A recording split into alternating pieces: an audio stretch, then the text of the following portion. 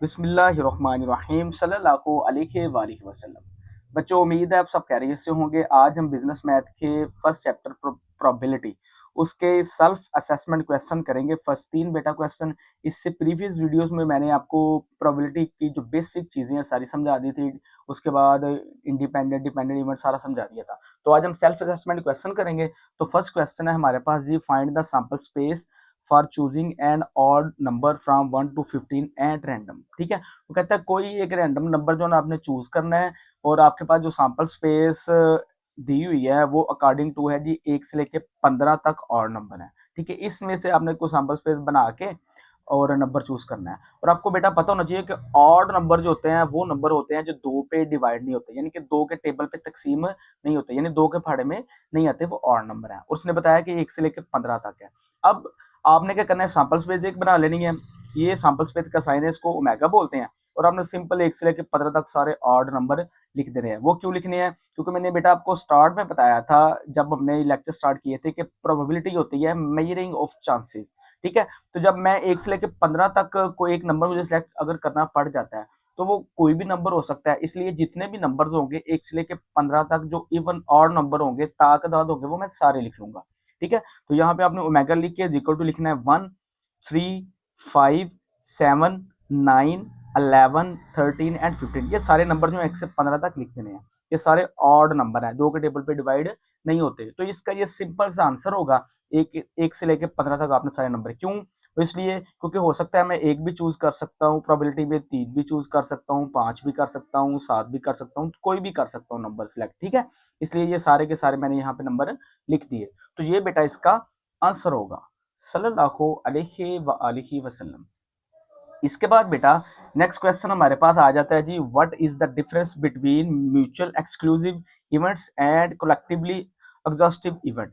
ये बेटा ये दोनों जो थे ना, मैंने इससे प्रीवियस वीडियो में इनकी डेफिनेशंस और एग्जांपल्स आपको डिटेल में समझा दी थी। लेकिन इसका अगर आपने आंसर लिखना या याद करना है तो जो बुक पेज आपका ओपन यूनिवर्सिटी की बुक है हम आपके पास बिजनेस मैथ की, वो पेज नंबर 5, 6 और 7, आप ये 3 जो है इसको देख लीजिएगा। इसी में इन दोनों के आंसर है। ठीक है, लेकिन यहाँ पे आपको एक दफा मैं फिर बता देता हूँ, यहाँ पे भी जो मैंने लिखे थे, जहाँ से आपको मैंने समझाया था, एक डेफिनेशन थी ये वाली, म्यूचुअली एक्सक्लूसिव इवेंट।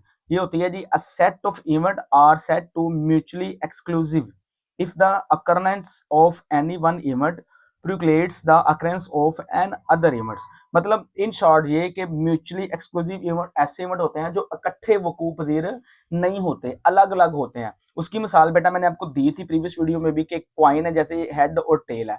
जब आप हेड को सिक्के को उछालते हैं, या हेड आ सकता है बेटा, या क्या आ सकता है, टेल आ सकता है। ऐसा नहीं हो सकता कि हेड और टेल इकट्ठे आ सकते हो। ठीक है, तो ये अलग अलग जो है वो वकूफ पजीर होती है। तो इसको म्यूचुअली एक्सक्लूसिव इवेंट बोला जाता है। और दूसरा बेटा जो मैंने आपको बताया था वो है जी कलेक्टिवली एग्जॉस्टिव इवेंट। इसमें क्या है जी, a set of event E1, E2, E3 आगे सो एंड En तक चलता है, are called collectively exhaustive event if their union makes the whole sample space. कहता है कि अगर आपके पास कोई इवेंट है और उनको इकट्ठा किया जाए तो उनके जो यूनियन है ना वो सारा होल सैंपल स्पेस बनाते हो। ठीक है बेटा, उसको कलेक्टिवली एग्जॉस्टिव इवेंट बोलते हैं। ये मैंने डिटेल में बेटा पिछले लेक्चर में इसको समझाया हुआ है। यहाँ पे मैं इसकी एग्जांपल के जरिए आपको समझा देता हूँ कि फर्ज करें हम एक डाइस जो है लूडो का दाना थ्रो करते हैं। ठीक है, अब आपको पता है कि लूडो के दाने में 1 से लेके 6 तक जो है नंबर्स होते हैं। तो फर्ज करें मैंने पहली दफा थ्रो किया 1 आता है, दूसरी दफा थ्रो किया 3 आ गया, तीसरी दफा 5 आ गया, चौथी दफा 2 आ गया, आगे फिर पांचवी दफा 6 आ गया, छठी दफा 4 आ गया। अब इन सब का अगर मैं यूनियन लेता हूँ, तो अगर यूनियन में आपको बेटा पता ही है कि तरतीब से लिखते हैं, सीक्वेंस से पहले छोटी रकम, फिर उससे बड़ी, फिर उससे बड़ी, इस तरह लिखा जाता है। तो फर्ज करिए अगर इनमें सबका यूनियन लेता हूँ, E1 यूनियन E2 आगे union E3 and so and union E6 तक चलता है। तो इनको तरतीब से लिखेंगे तो 1 आ जाएगा, फिर 2 से बड़ा 3 है, 3 से बड़ा 4 है, 4 से बड़ा 5 और ये 6 डिटेल में आ जाएंगे। अब यहाँ पे देखिए नंबर्स हमारे पास 1 से लेके 6 तक आ गए हैं। ठीक है, इसका मतलब है जो डाइज है लूडो का दाना उसमें भी 1 से लेके 6 तक नंबर होते हैं। तो जब हमने इन सारे 6 इवेंट का यूनियन लिया तो फिर वही होल सैंपल स्पेस सारे नंबर्स दोबारा हमारे पास सीक्वेंस में आ गए। तो इसको बेटा कलेक्टिवली एग्जॉस्टिव इवेंट बोला जाता है। उम्मीद है बेटे आपको ये क्वेश्चन नंबर जो 2 है उसकी भी डिटेल में समझ आ गई होगी सल्लल्लाहु अलैहि वसल्लम। नेक्स्ट बेटा आ जाता है जी हमारे पास क्वेश्चन नंबर 3 है बेटा, मोस्ट इंपोर्टेंट क्वेश्चन है। और इसको आप थोड़ा सा समझ लीजिए। कहता है जी the probability that an applicant for pilot school will be admitted is 0.5 के एक पायलट स्कूल है और उसमें जो एप्लीकेशन जमा हुई हैं वो उसकी प्रोबेबिलिटी है जी 0.5। कहता है if there applicant are selected at random what is the probability that कि अगर रैंडमली कोई एप्लीकेंट जो है वो इसमें सिलेक्ट होता है तो उसकी प्रोबेबिलिटी क्या होगी। आगे उसने 3 जूस दी है, उसको बेटा मैं डिटेल वाइज आपको समझाता हूँ। पहला उसने जी बोला है जी जो ए है हमारे पास, कहता है all three will be admitted. कहता है अगर तीनों जो कैंडिडेट्स हैं, तीन जो एप्लीकेंट है यहाँ पे बताए उसने, तीनों अगर दाखिल हो जाते हैं, ठीक है, एडमिट हो जाते हैं, तो उनकी प्रोबेबिलिटी क्या होगी। तो सिंपल बेटा आपको उसने क्वेश्चन में बताया हुआ है कि एक एप्लीकेंट की जो प्रोबेबिलिटी है वो 0.5 है, ठीक है। तो यहाँ पे आपने सिंपल लिखना है जी प्रोबेबिलिटी ऑफ वन एप्लीकेंट कितनी दी है 0.5। अब उसने बोला कि कहता है अगर तीनों सिलेक्ट हो जाते हैं तो फिर क्या होगा। तो आपने यहाँ पे लिखना है probability of E1 intersection E2 intersection E3, क्योंकि ये तीनों की प्रोबेबिलिटी भी सेम ही होगी 0.15 ही, क्योंकि अगर एक एप्लीकेंट की 0.5 है तो दूसरे की भी यही होगी, तीसरे की भी। तो यहाँ पे इंटरसेक्शन लिख देंगे जब हमने सेम लिखना हो।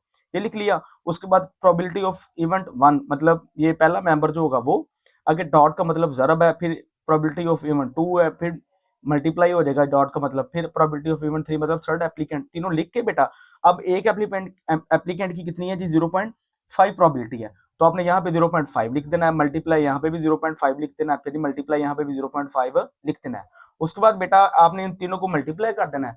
जब आप इन तीनों को मल्टीप्लाई करेंगे तो वो आ जाती है जी 0.125, मतलब 0.5 को जब आप 0.5 से मल्टीप्लाई करेंगे तो 0.25 आ जाता है। उसके बाद इसको 0.5 से मल्टीप्लाई किया तो 0.125 आ जाएगा। तो ये बेटा इसका आंसर होगा। उम्मीद है आपको जूस नंबर 1 की समझ आ गई होगी। उसके बाद बेटा जूस नंबर 2 में उसने बोला है, इसको जरा आपने ध्यान से समझना है। बी जो है उसने बोला है कि नन विल बी एडमिटेड। कहता है अगर तीनों में से जो है ना मतलब एक भी एडमिट नहीं होता, ठीक है, तो फिर प्रोबेबिलिटी क्या होगी। अब एक चीज तो आपको पता है कि एक एप्लीकेंट की जो प्रोबेबिलिटी है जी वो है जी 0.5, ऐसे ही है। उसने कहा जी अगर एक भी नहीं होता तो बेटा एक चीज आपने याद रखनी है कि अगर कोई भी इवेंट वकूफ पजीर ना हो तो उसको कॉम्प्लीमेंट के साथ जाहिर किया जाता है। किसके साथ जाहिर किया जाता है, कॉम्प्लीमेंट के साथ। अगर कोई भी इवेंट वकूफ पजीर नहीं हो रहा तो उसको कॉम्प्लीमेंट के साथ जाहिर किया जाता है। तो अब यहाँ पे लिखेंगे P E complement is equal to 1 minus, क्योंकि कोई भी नहीं हो रहा है एडमिट, माइनस लिख के आगे प्रोबेबिलिटी ऑफ ई 1 लिख देंगे, ठीक है। अब यहाँ पे फिर क्या होगा 1 आ जाएगा माइनस, अब प्रोबेबिलिटी ऑफ E1 जो एक एप्लीकेंट की प्रोबेबिलिटी उसने बताई थी 0.5 वो आपने यहाँ पे लिख दी। अब 1 में से 0.5 को माइनस किया तो 0.5 आ जाता है, ठीक हो गया। यहाँ तक क्लियर है। अब आपने यहाँ पे टोटल निकालनी है कि कितनी आती है तीनों की अगर वो एडमिट नहीं होते। तो अब मैंने आपको बताया था कि अगर कोई भी इवेंट वकूफ पजीर नहीं हो रहा, ठीक है, नॉन अकरेंस है, तो उसका क्या लेंगे, कॉम्प्लीमेंट लेंगे। तो आपने यहाँ पे लिखना है प्रोबेबिलिटी ऑफ E1 का कॉम्प्लीमेंट, आगे इंटरसेक्शन प्रोबेबिलिटी ऑफ E2 का कॉम्प्लीमेंट, आगे इंटरसेक्शन प्रोबेबिलिटी ऑफ 3 का कॉम्प्लीमेंट लिख लिया, ठीक है, इज इक्वल टू आगे फिर जिस तरह ऊपर वाले क्वेश्चन में हमने किया था कि मतलब आगे डॉट डॉट लगा देने, तीनों को मल्टीप्लाई कर देना। तो यहाँ पे लिखेंगे PE1 का कॉम्प्लीमेंट डॉट डॉट मतलब जरब, PE2 का कॉम्प्लीमेंट डॉट मतलब जरब, PE3 का कॉम्प्लीमेंट। आगे अब एक कॉम्प्लीमेंट की वैल्यू कितनी थी 0.5, तो आपने तीनों की जगह पे इनकी वैल्यू लिख देनी है 0.5 0.5 और 0.5, ठीक है। उसके बाद बेटा अब इन तीनों को मल्टीप्लाई करेंगे तो 0.125 आ जाता है, मतलब 0.5 को 0.5 से मल्टीप्लाई करके जो आंसर आएगा उसको 0.5 से फिर मल्टीप्लाई करेंगे तो 0.125 इसका आंसर आ जाएगा। तो बेटा ये जूस नंबर 2 का जवाब था। उम्मीद है बेटा आपको इसकी भी समझ आ गई होगी। इसके बाद बेटा क्वेश्चन नंबर 3 का जो लास्ट जूस है हमारे पास वो है जी, कहता है कि only one will be admitted. कहता है अगर फर्ज करे एक जो है ना एप्लीकेंट एडमिट होता है, बाकी दो नहीं होते, तो उसकी बेटा प्रोबेबिलिटी क्या होगी। तो आपने सिंपल बेटा यहाँ पे लिखना है प्रोबेबिलिटी। अब देखें उसने बोला कि दो एप्लीकेंट जो वो नहीं हो रहे एडमिट, एक हो रहा है। तो आपको मैंने बताया था कि अगर एक हो तो वो सिंपल E1 लिखेंगे, और अगर जो अकरेंस जो इवेंट जो है वो वकूफ पजीर ना हो तो उसको कॉम्प्लीमेंट से ज़ाहिर करते हैं। यहाँ पे एक हो रहा है ना तो E1 लिख दिया, बाकी दो जो है इवेंट वकूफ पजीर नहीं हुए, ठीक है, अक्कर नहीं हुए, तो आपने क्या करना है इन दोनों पे कॉम्प्लीमेंट लगा देना है, ठीक है। दोबारा देख लें कि उसने बोला कि अगर एक एप्लीकेंट एडमिट होता है बाकी दो नहीं होते तो फिर प्रोबेबिलिटी क्या होगी। तो आपने सिंपल क्या करना है E1 लिख दिया एक का जो हुआ है एडमिट, ठीक है। जो दो नहीं हुए क्योंकि वो नॉन अकर में आते हैं तो उनका कॉम्प्लीमेंट लगा देना है। E2 का कॉम्प्लीमेंट इंटरसेक्शन E3 का कॉम्प्लीमेंट लगा दिया, ठीक है।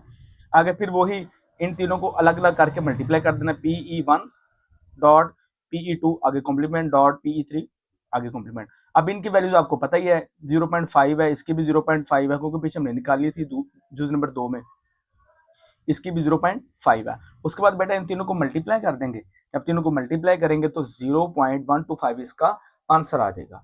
बेटा इन तीनों जूज नंबर ए, बी और सी का तीनों का आंसर क्या बेटा सेम है।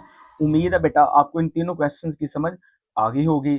इसके अलावा बेटा अगर आपने कुछ भी पूछना हो, ओपन यूनिवर्सिटी के बारे में कोई इन्फो लेनी हो बेटा, तो आप कमेंट्स में मुझे बता सकते हैं, इंशाल्लाह उसकी भी डिटेल में आपको बता दूंगा। सल्लल्लाहु अलैहि व आलिहि वसल्लम।